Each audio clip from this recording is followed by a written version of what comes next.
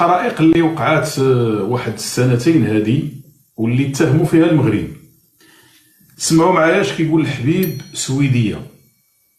الحبيب سويديه في واحد الكتاب ديالو كيقول لك: بدأ صيف 1993 حارا جدا، لكن المسألة ليست مسألة ظروف مناخية. أمرنا الجنرال مجاهد، راه باقي هذاك مجاهد، والعقيد شنقريحة بإحراق عدة جبال قرب الأخضرية والقبائل بالبنزين. عرفت الأخضرية بأنها مكان عبور رجال كذا كذا كانوا يمرون هناك ويتجهون إلى منطقة القبائل، إلى جيجن أو إلى شرقي البلاد. كانت الغابات منتشرة تسهل تنقلاتهم، فيستحيل رؤية أي شيء من الطائرات المروحية. لن تخرجهم النار من المكان وحسب، بل ستمكنهم من أن نرى من بعيد كل حركة مريبة. أدت النار التي أشعلناها إلى رفع درجة الحرارة لتصل أحيانا إلى 45 درجة. احترقت أشجار معمرة، وسقط في هذه الكارثة البيئية قتلى من السكان المدنيين في القبائل مثلا. هذه شهادة من الحبيب السويدية اللي كيقول لك بأنه شنقريحة، هذا الشيء راه في التسعينات، شنقريحة كان كيشعل العافية في القبائل، راه باقي كيديرها. إذا هذيك العافية ماشي عادية. راه عندي أنا واحد الصور كيفاش أن العسكر كيدخل الرويض للغابة عندهم وكيشعل العافية، وبغاو يشعلوا العافية تمشي حتى لتونس. هذه واضحة، هذه الأمور هذه واضحة، كيحاربوا الجزائريين، واضحة هذه المسألة. القضية ديال فرنسا، المغرب راه في بلاصة فرنسا في افريقيا الآن. ما بقاتش فرنسا قادرة تنافس المغرب في افريقيا، باش نكونوا واضحين. الشركات الفرنسية ولات كتجمع قلوعها وكتمشي بحالها، والشركات المغربية هي اللي في المكان ديالها. وهنا فرنسا فهمت هذه المسألة هذه. شنو وقع؟ فرنسا القديمة اللي كانت ما بقاتش فرنسا اللي كنعرفو، جا هذا جديد ديال فرنسا بغا يدير واحد المسألة. ما جيت الجزائر دار الخطأ، مشى جيت الجزائر دار الخطأ. أولا دار هاد الميل هذا، مال جيت الجزائر كيعتقد بأن الجزائر غتدخلو لإفريقيا. إذا نعول على الخوا، هذه الأولى نقولوها بهذه المسألة. بغا يتنافس مع المغرب الآن في إفريقيا عنده مكانة أكثر من فرنسا، وراه شفتو حتى في الساحل أن المغرب عنده مكانة أكثر من فرنسا اللي كانت بالقوات ديالها. قضية أخرى اللي داروا خطأ آخر، ماشي غير فقط في السياسة الخارجية الفرنسية، حتى لداخل المسجد ديال باريس. المسجد ديال باريس كانوا كيدبروا المغاربة، هما اللي كانوا كيديروا المسجد، حيت المسجد ديال باريس مغربي.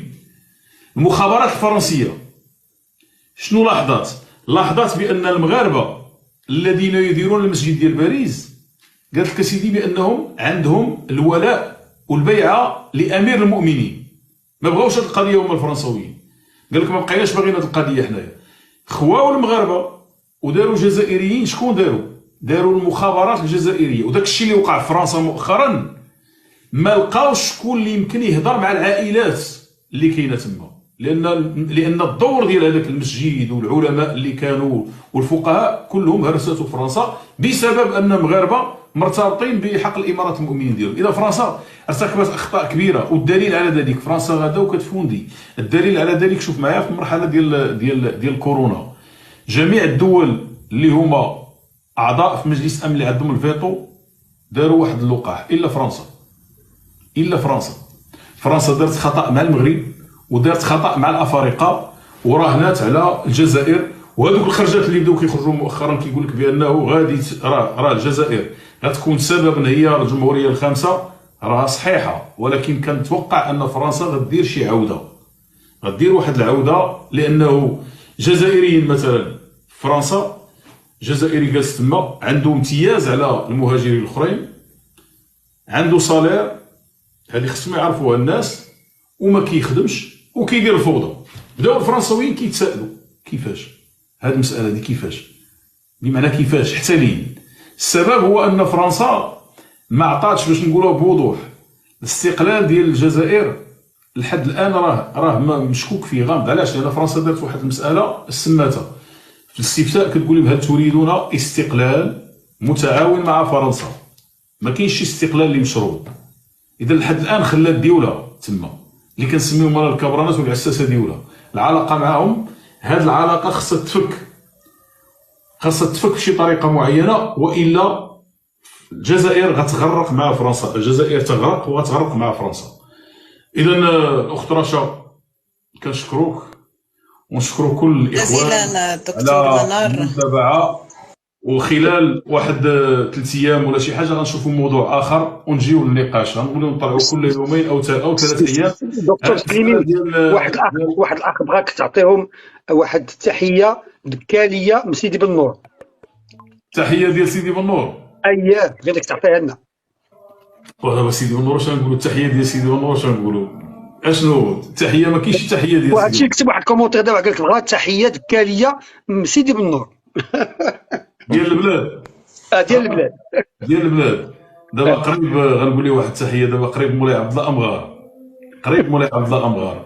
وكانت عندنا واحد الاغنيه انا بعدا مقابله البحر لا يرحل، كيغنيو على مولاي عبد الله امغار. وكاينه اغنيه اخرى ديال واحد المطرب كان سميتو خلوق، كيقول لك والوالي سيدي بن نور مو السوق المشهور. هذه هي التحيه اللي غنقول لها، كيغني على الله يعطيك الصحه، تنشكرك على هذه الحلقه. دكتور وشوف والمستقبل افضل ان شاء الله الرحمن الرحيم. شكرا. لا سمحتوا لي غادي نشكر فقط الناس المتابعين اللي كانوا معنا بكثره، وفعلا اليوم دكتور منار تقدر تفتخر لان اليوم اللايف ديالك راح تم الرقم القياسي من عدد الحضور. تبارك الله راه قربنا نوصلوا. الحلقه الاولى وصلنا تقريبا 7000، يعني 7K فاصله، وهذا واحد الانجاز كبير. وشكرا للجميع الاخوان اللي 1.5 مليون ديال جيم، 1.5 مليون ديال جيم. مزيان، 1.5 ديال الجيم فعلا. هذا عمل اخت رشا، هذا عمل فريق كله، راه ماشي عمل ديالي بوحدي ولا اخت رشا، راه عمل فريق اللي هو في الخفاء. تنشكروا من هنا الاخ اشكيد لان عمل واحد العمل كبير، وحنا من بعد الاخ لان عمل كبير ديال الاخوان اللي ما باينينش باش وصلنا لهذا العدد الحمد لله، وفضل الكفاءه ديال الدكتور والكفاءه ديال الاخوان المتدخلين. وانا تنقول لكم ان ان شاء الله القادم افضل.